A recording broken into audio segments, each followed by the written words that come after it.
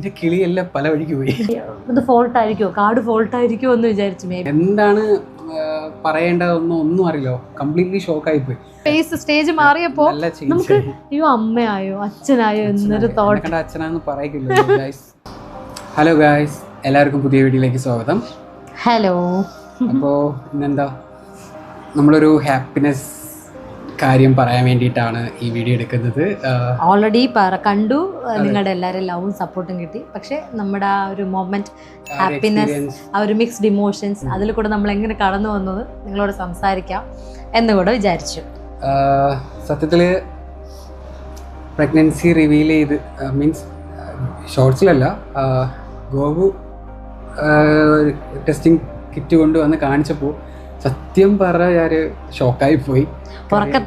ഞാൻ രാവിലെ 7 മണി, അപ്പൊ നല്ല ഉറക്കത്തിലായിരുന്നു. ഉറക്കത്തിൽ എണീക്കാൻ വേണ്ടി തൊട്ട് മുമ്പ് ആണ് ഗോപു കൊണ്ടുവന്ന് കാണിച്ചപ്പോഴേക്കും ഇല്ല എന്തോ പറ്റി, മിസ്റ്റേക്ക് ആണെന്നാണ് പറഞ്ഞത്. എന്റെ കിളിയെല്ലാം പല വഴിക്ക് പോയി. സത്യം പറഞ്ഞ അത് അങ്ങനെ ഉണ്ടാവാൻ കാര്യമൊന്നുമില്ല, നമ്മൾ അൺഎക്സ്പെക്റ്റഡ് ആയിരുന്നു. പിന്നെ ലൈഫാകുമ്പോൾ നമ്മൾ എപ്പോഴായാലും അത് എക്സ്പെക്ട് ചെയ്തിരിക്കണം എന്നുള്ളത് ഒരു വാസ്തവമാണ്. പക്ഷേ നമ്മൾ ആ ടൈമിൽ വേറെ കുറേ പ്ലാനിങ്സിലൂടെ പോയതുകൊണ്ട് അതിനെപ്പറ്റി അങ്ങനെ അധികം ചിന്തിച്ചിട്ടുണ്ടായിരുന്നില്ല, ബേബിയെ പറ്റി ചിന്തിച്ചിട്ടുണ്ടായിരുന്നില്ല. അപ്പോൾ എന്താ പ്രശ്നം എനിക്കെന്ന് പറഞ്ഞാൽ, ഈ പീരീഡ്സ് ആകുമ്പോൾ എനിക്ക് ഒരുപാട് പ്രശ്നങ്ങളുണ്ട്. PMS-ഉം ഭയങ്കരമായിട്ട് സിവിയറാണ് എല്ലാ ബുദ്ധിമുട്ടുകളും. അപ്പോൾ ആ സെയിം ബുദ്ധിമുട്ടുകൾ തന്നെ ഉണ്ടായിരുന്നു. അപ്പോൾ ഞാൻ വിചാരിച്ചു കൺസീവ് ആകുമ്പോൾ ഇത്രയും ബുദ്ധിമുട്ടുകൾ തന്നെ ഉണ്ടാവും. അല്ല, ടെസ്റ്റ് ചെയ്യാൻ പോകണമെന്ന് രാവിലെ പോലും ഇതിന് മുന്നേ ഒരു തവണ ഡൗട്ട് ഒന്ന് ടെസ്റ്റ് ചെയ്ത് ഇറങ്ങിയപ്പോൾ പീരീഡ്സ് ആയി. അപ്പോൾ ഇത് കാർഡ് വാങ്ങിച്ചപ്പോഴും അതിൽ പറഞ്ഞു, നീ പൈസ എടുത്ത് കാർഡ് വാങ്ങിക്കാൻ വേണ്ടി മാത്രമാണ്, നീ കഴിയുമ്പോഴത്തേക്ക് ഇത് ചിലപ്പോൾ ആവുമെന്ന് പറഞ്ഞു. ഞാൻ എന്ന് കാർഡ് വാങ്ങിയാലും അടുത്ത ദിവസം പീരീഡ്സ് ആവും. അതാണ് എപ്പോഴും നടക്കാറുള്ളത്. ആകെ ഒരു 3 വട്ടം നമ്മൾ കാർഡ് വാങ്ങി. ഇത് മൂന്നാമത്തെ വട്ടമായിരുന്നു. അപ്പോൾ നമ്മൾ അറിയുന്നില്ലല്ലോ ഇങ്ങനെ എന്താ പറയുക, എന്താണ് പറയേണ്ടതൊന്നും അറിയില്ലോ, കംപ്ലീറ്റ്ലി ഷോക്കായിപ്പോയി. ഞാൻ ഉറക്കത്തിലായിരുന്നു. എണീച്ചപ്പോൾ ഗോപു കരഞ്ഞിട്ട് ഇങ്ങനെ കൊണ്ട് കാണിക്കും, പ്രഗ്നൻസി കിറ്റ് കാണിച്ചപ്പോൾ പോലും ഇത് ആണോ അല്ലയോ എന്നുള്ളൊരു കൺഫ്യൂഷനിലായിരുന്നു സത്യത്തിൽ. എനിക്ക് സത്യം പറഞ്ഞത് പറയുമ്പോൾ ഒരു ചമ്മലുണ്ട്. അപ്പോൾ രണ്ടാമത് നമുക്ക് ഡൗട്ട് വന്നതിന് ശേഷം എന്താ ഇത്, നമ്മൾ അടുത്തുള്ള ലാബിൽ ജോലിക്ക് പോകണമായിരുന്നു. തൊട്ട് മുമ്പായിട്ട് ലാബിൽ കൊണ്ടുപോയിട്ട് കാണിച്ചിട്ട് അവർ പറഞ്ഞ് കാർഡിൽ കാണിച്ചിട്ടുണ്ടെങ്കിൽ ഉറപ്പായിട്ടും പോസിറ്റീവ് ആണ്, അതിൽ വേറെ ഒരു ഇതും ഇല്ല എന്ന് പറഞ്ഞു. അപ്പോൾ ഈ ഡൗട്ട് ഇത്രയും വരാൻ കാര്യം വേറൊന്നുമല്ല, എനിക്ക് ആ പീരീഡ്സ് ആവുന്ന മോർണിംഗ് രാവിലെ പോലും ഞാൻ രാത്രിയൊന്നും ഉറങ്ങിയില്ല, അത്ര ബുദ്ധിമുട്ട് കാര്യങ്ങളുണ്ടായിരുന്നു. അപ്പം രാവിലെ ആ ഉറക്കം ഇല്ലാതിരുന്നിട്ടാണ് അത്രയും സിവിയർ ആയിട്ടുള്ള സ്റ്റൊമക്ക് പെയിനും കാര്യങ്ങളൊക്കെ വന്നിട്ട് കാർഡ് കൊണ്ട് ടെസ്റ്റ് ചെയ്യാൻ പറ്റും. ഞാൻ വിചാരിച്ചു ടെസ്റ്റ് ചെയ്ത് കഴിയുമ്പോൾ എന്തായാലും പീരീഡ്സ് ആവും, കാര്യം അത്ര സ്റ്റൊമക്ക് പെയിൻ ഉണ്ടായിരുന്നു. അങ്ങനെ ഒരു സാഹചര്യത്തിൽ ഇത് കാണിച്ചപ്പോൾ ഞാൻ വിചാരിച്ച് ഇനി ഇത് ഫോൾട്ട് ആയിരിക്കുമോ, കാർഡ് ഫോൾട്ട് ആയിരിക്കുമോ എന്ന് വിചാരിച്ചു. മേ ബി കാർഡിനൊക്കെ ഫോൾട്ട് വരാമല്ലോ എന്ന് വിചാരിച്ചിട്ട്. അപ്പോൾ ലാബിൽ പോയപ്പോഴും അവരോട് അങ്ങനെ പറഞ്ഞു. സെയിം നമ്മൾ പിന്നെ അതിന്റെ നെക്സ്റ്റ് ഡേ ആണ് ഹോസ്പിറ്റലിൽ പോയത്. നെക്സ്റ്റ് ഡേ നമ്മൾ SP4 ഇപ്പം കാണിക്കുന്നത്. ദീപ ഡോക്ടറാണ്. അത് പറയാലോ, നമ്മള് ബേബിക്ക് വേണ്ടി ഫസ്റ്റ് ചൂസ് ചെയ്തതിൽ ഏറ്റവും ബെസ്റ്റ് എന്ന് പറയുന്ന ഹോസ്പിറ്റലും ആ ഡോക്ടറും ആണ്. കാര്യം എൻ്റെ ഫ്രണ്ടിന്റെ ചേച്ചി അവിടെ ആയിരുന്നു, SP4 കാണിച്ചിരുന്നത്. അപ്പം അവരുടെ ഒരു ഇതുണ്ടായിരുന്നു അവിടെ കാണിക്കണമെന്നുള്ളത്. എല്ലാവരും പറഞ്ഞ് എല്ലാവരുടെ സജഷൻസ് ചോദിച്ചതിന് ശേഷം നമ്മളിത് ഡിസൈഡ് ചെയ്തതാണ്. നമുക്ക് എവിടെ പോയാലും ഹോസ്പിറ്റലും ഡോക്ടറാണല്ലോ നമ്മൾ ഫസ്റ്റ് നോക്കുന്നത്. അപ്പോൾ നമ്മൾ മുന്നേ കൺസീവ് ആവുന്ന സമയത്ത് ഏത് ഹോസ്പിറ്റലിൽ ചൂസ് ചെയ്യണം, കാണിക്കണം, നല്ല ഡോക്ടറിനെ കിട്ടുമോ, ഒരുപാട് പേര് മോശം എക്സ്പീരിയൻസ് പറയുമ്പോഴും നമുക്ക് അതൊരു കൺസേൺ ഉണ്ടായിരുന്നു. അപ്പോൾ ഇത് നമുക്കത് കറക്റ്റായിട്ട് നമ്മൾ സാറ്റിസ്ഫൈഡ് ആയിട്ട് കിട്ടിയപ്പോൾ നമുക്ക് അത് തന്നെ ഒരു വലിയ ഹാപ്പിനെസ് ആയിരുന്നു. അപ്പോൾ ടെസ്റ്റ് നെക്സ്റ്റ് ഡേ ആണ് നമ്മൾ ഹോസ്പിറ്റലിൽ പോയത്. ഹോസ്പിറ്റലിൽ പോയി ഡോക്ടറിനോട് ഞാൻ ഇത് തന്നെ പറഞ്ഞു. അപ്പോൾ ഡോക്ടർ പറഞ്ഞു ശരി എങ്കിൽ ഫസ്റ്റ് സ്കാൻ എടുത്തിട്ട് നമുക്ക് കൺഫേം ചെയ്യാം. അന്ന് 5 വീക്ക് 2 ഡേയ്സ് ആയിട്ട് ഉണ്ടായിരുന്നുള്ളൂ. അപ്പോൾ പിന്നെ 1 വീക്ക് കൂടെ കഴിഞ്ഞാലേ ഹാർട്ട് ബീറ്റ് അറിയാൻ പറ്റത്തുള്ളൂ, അപ്പോൾ വന്നാൽ മതി എന്ന് പറഞ്ഞു. പിന്നെ അപ്പോഴും പോയി കാണിച്ചു വന്നു. അതിൽ കാണിച്ച എക്സ്പീരിയൻസ്. അതെ, എൻ്റെ എക്സ്പീരിയൻസ് എന്ന് പറഞ്ഞാൽ ഞാൻ പുറത്തായിരുന്നു. അപ്പോൾ ഡോക്ടർ നേഴ്സിൻ്റെ അടുത്ത് പറഞ്ഞിട്ട് ഹസ്ബൻഡിനെ വിളിക്കാൻ പറഞ്ഞു. ഞാൻ ചെന്ന് കണ്ടപ്പോൾ എന്താ പറയുക, അതായത് ഇവിടെ ഉണ്ട്, നമ്മളിവിടെ എടുത്ത് വച്ചിട്ടുണ്ട്. 3rd സ്കാനിലും ഉണ്ട്, ഫസ്റ്റ് സ്കാനിങ്ങിലും ഉണ്ട്. ഒരു ചെറിയൊരു ബ്ലാക്ക് പോയിന്റ് മാത്രമായിരുന്നു ഫസ്റ്റത്തേത്. എന്താ പറയുക, വല്ലാത്തൊരു എക്സ്പീരിയൻസ് അത്.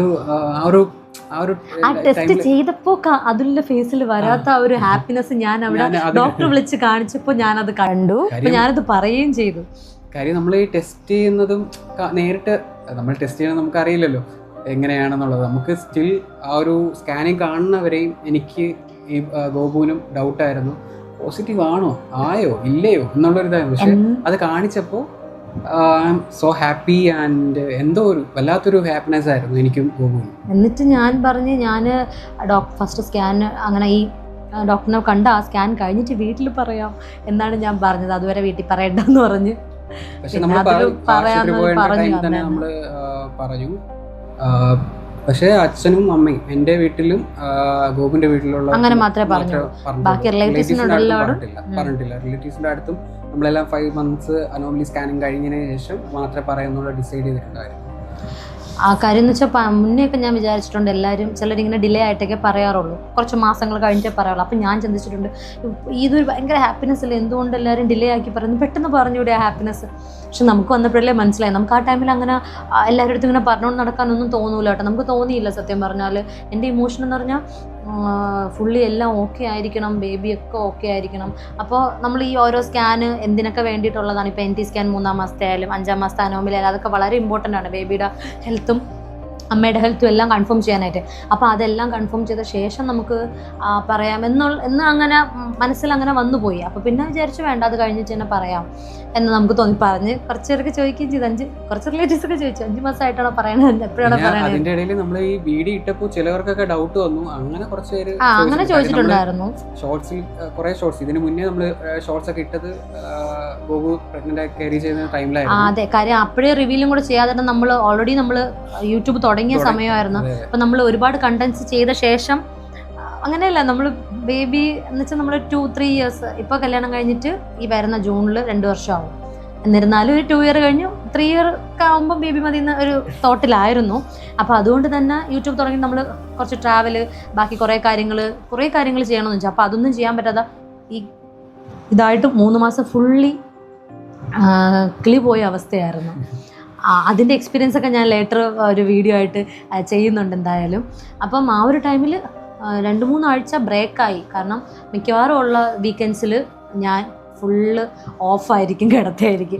എന്നിട്ട് ചില വീക്കെൻഡ്സിൽ അതിൽ കമ്പൽ ചെയ്യും, നമുക്ക് എടുക്കാമെന്ന് പറഞ്ഞിട്ട് വയ്യെങ്കിലും എങ്ങനെയെങ്കിലും എടുക്കും നമ്മൾ. അത് കഴിഞ്ഞിട്ട് മിക്കവാറും അടുത്ത വീക്കോ ഒന്നും എടുക്കാറില്ല, ഫുള്ള് ഓഫായിരിക്കും ആ ടൈമിലൊക്കെ. നമ്മൾ ഈ വീഡിയോയിൽ അവിടെ പോയതിന്റെ കുറച്ച് വിഷ്വൽസ് ഒക്കെ നമ്മൾ NT സ്കാനിന് പോയ വിഷ്വൽസ് നമ്മൾ ആഡ് ചെയ്യുക, അതിൻ്റെ ആ ഒരു കാര്യങ്ങളൊക്കെ. അത് 3-ാം മാസം നമ്മൾ ചെയ്യുന്ന സ്കാനാണ്. അപ്പോൾ അത് അതൊരു മെയിൻ സ്കാനാണ്. അതുകൊണ്ട് അത് അന്ന് പോയതെടുത്തു. അപ്പോൾ അത് നമ്മൾ ഇതിൻ്റെ കൂട്ടത്തിൽ എന്തായാലും ആഡ് ചെയ്യുന്നുണ്ട് നിങ്ങൾക്ക് കാണാനായിട്ട്. അപ്പോൾ നമ്മളിത് സ്കാനിങ്ങിന് പോയ ഡേ ആണ്. മോസ്റ്റ് എക്സൈറ്റിംഗ് ഡേ ആയിരുന്നു അത്. കാര്യം നമ്മുടെ ബേബിയുടെ ഹാർട്ട് ബീറ്റ് ഫസ്റ്റ് ടൈം ആയിട്ടൊന്ന് കേൾക്കാൻ പോകുന്നതിൻ്റെ ഭയങ്കര ഒരു എക്സൈറ്റ്മെൻ്റ് ആയിരുന്നു. NT സ്കാനാണ് കേട്ടോ അന്ന് ചെയ്തത്. അത് 11 to 14 വീക്കിനിടയിൽ ചെയ്യുന്ന സ്കാനാണ്. എനിക്ക് 12 week 4 daysലാണ് ചെയ്തിട്ടുണ്ടായിരുന്നത്. കുഞ്ഞിന് എന്തെങ്കിലും ക്രോമസോമൽ അബ്നോമാലിറ്റീസ് ഉണ്ടോ എന്ന് അറിയാൻ വേണ്ടിയിട്ടുള്ള സ്കാനാണത്. അങ്ങനെ സ്കാനിങ് റൂമിൻ്റെ ഫ്രണ്ടിലെത്തി വെള്ളമൊക്കെ കുടിച്ച് കുറച്ച് നേരം വെയിറ്റ് ചെയ്തു അവർ വിളിക്കുന്നത് വരെ. നല്ല റഷുള്ള ഡേ ആയിരുന്നു. സോ കുറേ നേരം അധികം വെയിറ്റ് ചെയ്യേണ്ടി വന്നു. അങ്ങനെ അവർ വിളിച്ചിട്ട് റിസൾട്ടൊക്കെ കിട്ടി സ്കാനിങ് കഴിഞ്ഞ്. അത് നമുക്ക് ദീപ ഡോക്ടറിനെ കാണിക്കണമായിരുന്നു. സോ നമ്മൾ ലേബർ റൂമിലേക്ക് പോയി. ലേബർ റൂമിൽ പോയി ഡോക്ടറിനെ കാണിച്ചു. റിസൾട്ടൊക്കെ ഓക്കെ ആണ്, ബേബി ഓക്കെ ആണെന്ന് പറഞ്ഞു. അതിനോടൊപ്പം തന്നെ നമുക്കൊരു ഡ്യുവൽ മാർക്കർ ബ്ലഡ് ടെസ്റ്റും കൂടെ ചെയ്യണം എന്ന് പറഞ്ഞു. ആ ബ്ലഡ് ടെസ്റ്റ് ചെയ്യാനായിട്ട് കുറച്ച് ഫോമൊക്കെ ഫില്ല് ചെയ്യണം നമ്മൾ. അത് ഡോക്ടറിൻ്റെ സൈഡിൽ നിന്നും നമ്മുടെ സൈഡിൽ നിന്നും ഫില്ല് ചെയ്ത ശേഷമാണ് ബ്ലഡ് കൊടുക്കേണ്ടത് നമ്മൾ. സോ അത് ലാബിൽ പോയി അത് മേടിക്കണമെന്ന് അതുലിനോട് പറയുമായിരുന്നു. അത് കഴിഞ്ഞ ശേഷം ഞങ്ങൾ നേരെ ലാബിൽ പോയി ഫോമൊക്കെ മേടിച്ചു, ഫില്ല് ചെയ്തു. ഡോക്ടറിൻ്റെ കയ്യിൽ നിന്നും ഫില്ല് ചെയ്തിട്ടുണ്ടായിരുന്നു. താഴെ നമ്മുടെ സൈഡിൽ നിന്നും എല്ലാ ഡീറ്റെയിൽസും ഫില്ല് ചെയ്ത് കൊടുത്ത് നമുക്കിങ്ങനെ ലാബിൽ നിന്ന് ബ്ലഡൊക്കെ എടുത്തു. അവർ 15 days വെയിറ്റ് ചെയ്യുമ്പോഴാണ് ഈ ഡ്യുവൽ മാർക്കറിൻ്റെ റിസൾട്ട് നമുക്ക് കിട്ടുക. കുറച്ചുകൂടെ നമ്മൾ ലോബിയിൽ ബ്ലഡ് കൊടുത്തിട്ട് വെയിറ്റ് ചെയ്ത ശേഷം വീട്ടിലേക്ക് പോയി. അപ്പോൾ ഇത്രയും കാര്യം പറഞ്ഞ ഒരു വീഡിയോ വേണമെന്ന് വിചാരിച്ചു. കാര്യം റിവീലിംഗ് നമ്മളൊരു എന്താ പറയുക, ഒരു ഫിലിമിന്റെ പോർഷൻ എടുത്ത് നമ്മൾ ചെയ്ത് നിങ്ങൾക്ക് ഇൻട്രൊഡ്യൂസ് ചെയ്തു. അതെ, നോർമൽ മറ്റേ നമ്മൾ ടെസ്റ്റ് ചെയ്ത ഹാപ്പിനെസ് അങ്ങനത്തെ ഒരു റിവീലിംഗ് വീഡിയോ നമ്മൾ അത് അങ്ങനെ എടുക്കാൻ നമുക്കൊരു ആ ഒരു ടൈമിൽ അങ്ങനെ എടുക്കാൻ പോലും തോന്നിയില്ല. അപ്പൊ പിന്നെ നമ്മൾ പിന്നെ റീക്രിയേറ്റ് ചെയ്ത് തന്നെ അത് എടുക്കേണ്ടി വരുമായിരുന്നു. അപ്പൊ പിന്നെ നമ്മൾ വിചാരിച്ചു വേണ്ട, എന്തായാലും നോർമലി നമ്മൾ റിയൽ ഫേസ് അങ്ങനെയായിരുന്നു നമ്മൾ ടെസ്റ്റ് ചെയ്തപ്പോൾ ഉണ്ടായിരുന്ന. അപ്പോൾ റാൻഡമായിട്ട് ഇങ്ങനെ ചിന്തിച്ചപ്പം എൻ്റെ ഒരു ഫേവറേറ്റ് മൂവിയായിരുന്നു കാർത്തിയുടെ ആ മൂവി. അപ്പോൾ അതിലെ പോർഷൻ ഇങ്ങനെ എടുക്കുക. ആ സിനിമ ഇറങ്ങിയ ടൈമിൽ കണ്ട സമയത്തെ അത് ഭയങ്കര ഒരു ആ ഒരു സോങ്ങും എനിക്ക് ഭയങ്കര ഇഷ്ടമായിരുന്നു. അങ്ങനെയാണ് ഞാൻ അതിൽ അങ്ങനെ ഡിസ്കസ് ചെയ്തിട്ട് നമ്മൾ അതിലേക്ക് എത്തിയത്. അപ്പൊ മെയിനായിട്ട് നമുക്ക് നല്ലൊരു രീതിയിൽ എപ്പോഴും ഒരു മെമ്മറി ആയിട്ട് വരുന്ന രീതിയിൽ ആ ഒരു റിവീലിംഗ് ചെയ്യണമെന്ന് ഭയങ്കര ആഗ്രഹമായിരുന്നു. അപ്പൊ കറക്റ്റ് അങ്ങനെ ചെയ്യാൻ പറ്റിയത് കൊണ്ടും ആ ഒരു അക്സെപ്റ്റൻസ് കിട്ടിയത് കൊണ്ടും ആ ഒരു സന്തോഷമായി. അതെ, പിന്നെ നമ്മള് കൂടുതലും പ്രഗ്നൻസി റിലേറ്റഡ് ആയിട്ടുള്ള കുറെ കണ്ടന്റ്സ് നമ്മൾ എന്തായാലും ഇടുന്നുണ്ട്. കാര്യം ഏറ്റവും കൂടുതൽ അറിയാം നമ്മുടെ ലൈഫ് ജേർണി ആണല്ലോ കാണിക്കുന്നത്. അപ്പൊ ജേർണിക്കകത്ത് അത് വന്നു മാത്രമൊന്നുമല്ല, ഒരുവിധപ്പെട്ട എല്ലാവർക്കും അറിയണം എന്തൊക്കെയാണ് ഫസ്റ്റ് ട്രൈമസ്റ്റർ, സെക്കൻഡ് ട്രൈമസ്റ്റർ. ഒരുപാട് പേര് വീഡിയോസ് ഒക്കെ ചെയ്യാറുണ്ട്, പക്ഷെ ഓരോരുത്തർക്കും ഓരോ എക്സ്പീരിയൻസ് ആയിരിക്കുമല്ലോ. അപ്പം എന്റെ അടുത്ത് പുതിയ എന്തെങ്കിലും കാര്യങ്ങൾ കിട്ടുകയാണെന്നുണ്ടെങ്കിൽ അത് യൂസ് ആവട്ടെ. അതെ, അത്രേ ഉള്ളൂ. അപ്പോൾ എല്ലാവർക്കും വളരെ വളരെ നന്ദിയുണ്ട്. ഒരുപാട് വിഷസും സപ്പോർട്ടും എല്ലാം ചെയ്തതിന്. എനിക്കെന്താ പറയാ, ഒരു അച്ഛനാവാൻ പോണേന്റെയും ഗോപു അമ്മ പോകുന്നതിന്റെയും ഒരു സന്തോഷം. ഇത്ര നാളും കളിച്ച് കൊച്ചു പിള്ളേരെ പോലെ നടന്നിട്ട് ഇപ്പൊ ആ ഒരു ഫേസ് മാറിയപ്പോ വല്ലാത്ത ആ ഒരു ലൈഫിന്റെ ഒരു ഫേസ് സ്റ്റേജ് മാറിയപ്പോ നമുക്ക് അയ്യോ അമ്മയായോ അച്ഛനായോ എന്നൊരു തോട്ട്. അച്ഛനാന്ന് പറയില്ല, എന്നെ കണ്ട പറയല്ലേ, ഞാനിപ്പോ ഇച്ചിരി വലുതായിട്ടുണ്ട്, അതുകൊണ്ടാട്ടോ ഗൈസ്. അതെ, വലുതായിട്ടുണ്ട്. നല്ലപോലെ ഫുഡൊക്കെ കൊടുക്കണം, പറ്റില്ല. ഓ ഓക്കെ ഗൈസ്, അടുത്തൊരു വീഡിയോ വരുന്നത് വരെ ബൈ ബൈ ബൈ.